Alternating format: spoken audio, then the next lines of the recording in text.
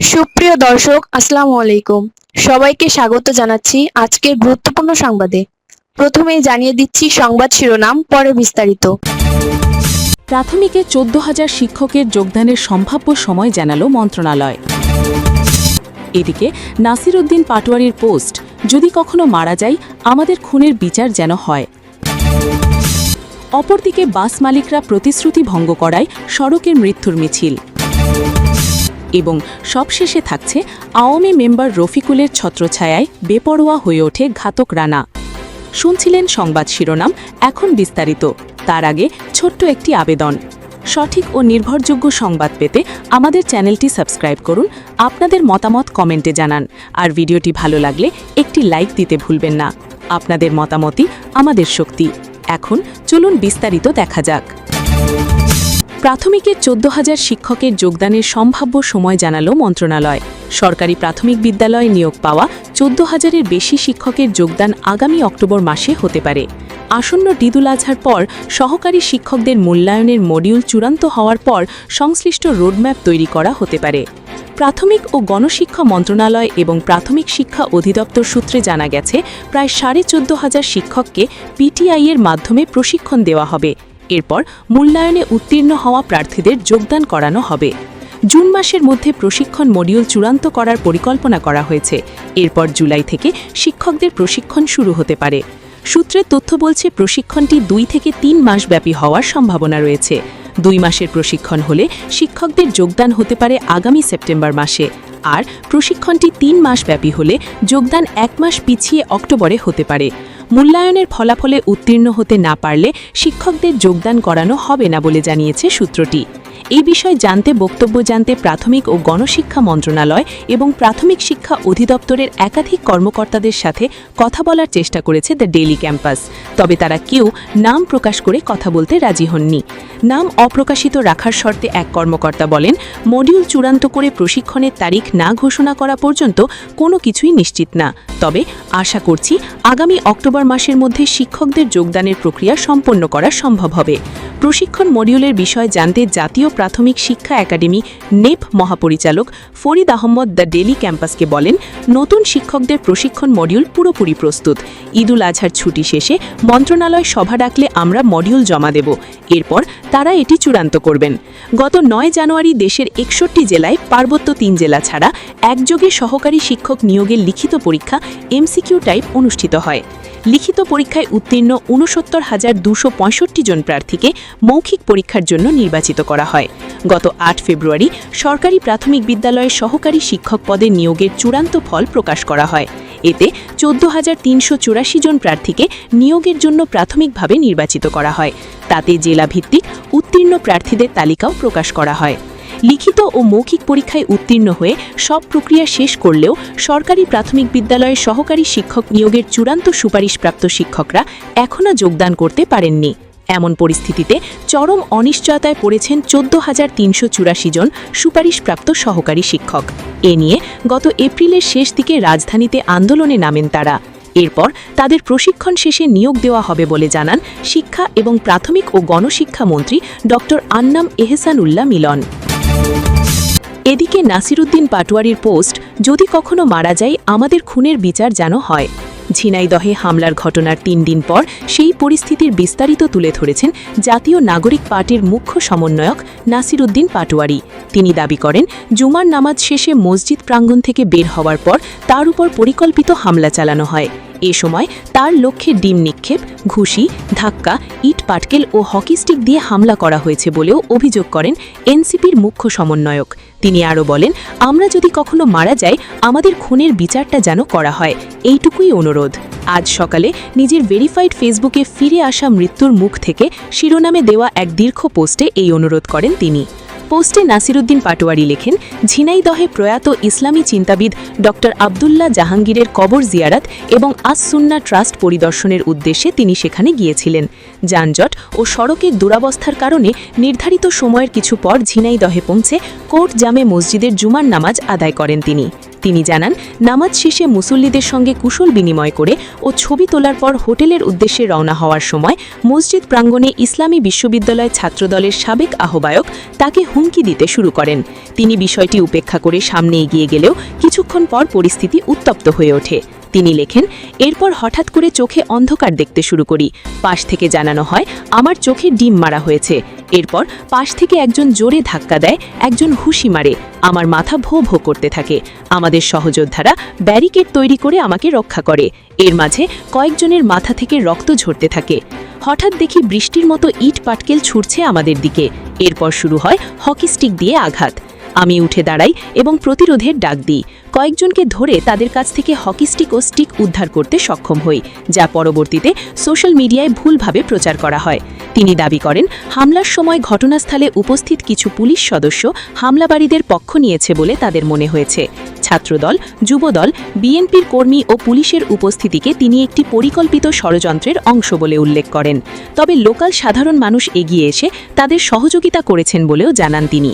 হামলার পর বিকেলে এনসিপির নির্ধারিত একটি যোগদান কর্মসূচির নিরাপত্তা এবং হামলার বিচার দাবিতে থানায় যান বলেও জানান পাটোয়ারি।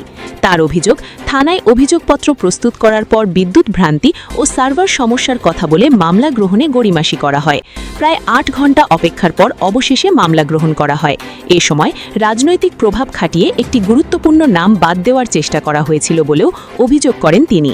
এ বিষয়ে এনসিপির মুখ্য সমন্বয়ক বলেন, এর মধ্যে আমি ফেসবুকে পোস্ট দিই, তখন ওসি ও এএসপি থানা থেকে সরে যায়। আমি ঘোষণা দিই থানার সামনে অবস্থান করব। পরে জানানো হয় মামলা নেওয়া হবে, তবে কিছু নাম বাদ দিতে হবে।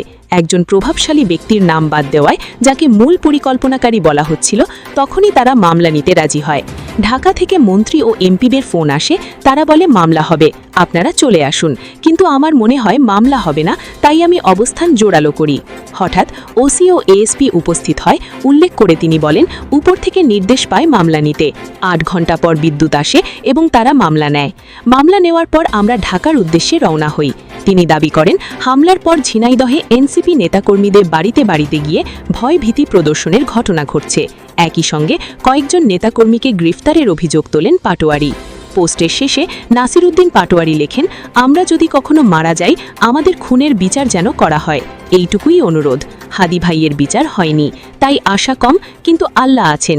কিয়ামতের ময়দানে আল্লাহ যেন সব অন্যায়কারীর বিচার করেন। এই দোয়া ছাড়া এই মাজলুমের আর কিছু বলার নেই।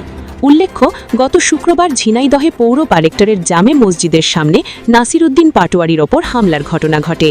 ঘটনার পর তার ফেসবুক পেজ থেকে দেওয়া এক পোস্টে ছাত্রদল ও যুবদলের নেতাকর্মীদের বিরুদ্ধে হামলার অভিযোগ আনা হয়। অপরদিকে বাস মালিকরা প্রতিশ্রুতি ভঙ্গ করায় সড়কে মৃত্যুর মিছিল। ঈদ যাত্রা উপলক্ষে অতিরিক্ত ভাড়া আদায় বন্ধে বাস মালিক সমিতির প্রদত্ত প্রতিশ্রুতি ভঙ্গ করে গণপরিবহনে অতিরিক্ত ভাড়া আদায়ের কারণে সড়কে মৃত্যুর মিছিল শুরু হয়েছে বলে দাবি করেছে বাংলাদেশ যাত্রী কল্যাণ সমিতি। জরুরি ভিত্তিতে অতিরিক্ত ভাড়া আদায়ের নৈরাজ্য বন্ধ করে দরিদ্র, শ্রমজীবী, কর্মজীবী সাধারণ মানুষের ঈদ যাত্রা নিরাপদ ও নির্বিঘ্ন করার দাবি জানিয়েছে এই সংগঠন। সোমবার দেশের গণমাধ্যমে পাঠানো বার্তায় বাংলাদেশ যাত্রী কল্যাণ সমিতির মহাসচিব মোহাম্মদ মোজাম্মেল হক চৌধুরী বাংলাদেশ সড়ক পরিবহন মালিক সমিতি কর্তৃক তাদের বিভিন্ন জেলা শাখা ও ইউনিট শাখার বিভিন্ন বাসে ঈদুল আজহায় অতিরিক্ত ভাড়া আদায় না করার প্রতিশ্রুতি ভঙ্গের অভিযোগ আনেন। গণমাধ্যমে পাঠানো বার্তায় যাত্রী কল্যাণ সমিতি জানায়, অতিরিক্ত ভাড়া আদায়ের সামর্থ্য না থাকায় চট্টগ্রাম থেকে স্বল্প ভাড়ায় রড বোঝাই ট্রাকে করে শ্রমজীবী মানুষ সুদূর নওগাঁ যাওয়ার পথে টাঙ্গাইলের যমুনা সেতুর পূর্ব প্রান্তে ট্রাক উল্টে ১৫ জন নিহত ও ১০ জন আহত হয়েছে। নরসিংদীর ঘোড়াশালে ট্রেনের ছাদে বজ্রপাতে ২ জনের মৃত্যু হয়েছে। এই সংগঠন জানায়, প্রতি বছর ঈদ যাত্রায় অতিরিক্ত ভাড়া আদায়ের সামর্থ্যহীন খেটে খাওয়া কর্মজীবী, শ্রমজীবী, দিনমজুর, নির্মাণ শ্রমিক সহ অপ্রাতিষ্ঠানিক খাতের লাখ লাখ মানুষ ট্রেনের ছাদে, বাসের ছাদে, খোলা ট্রাকে, পণ্য বোঝাই ট্রাকের ওপর কম ভাড়ায় যাতায়াতে বাধ্য হচ্ছে।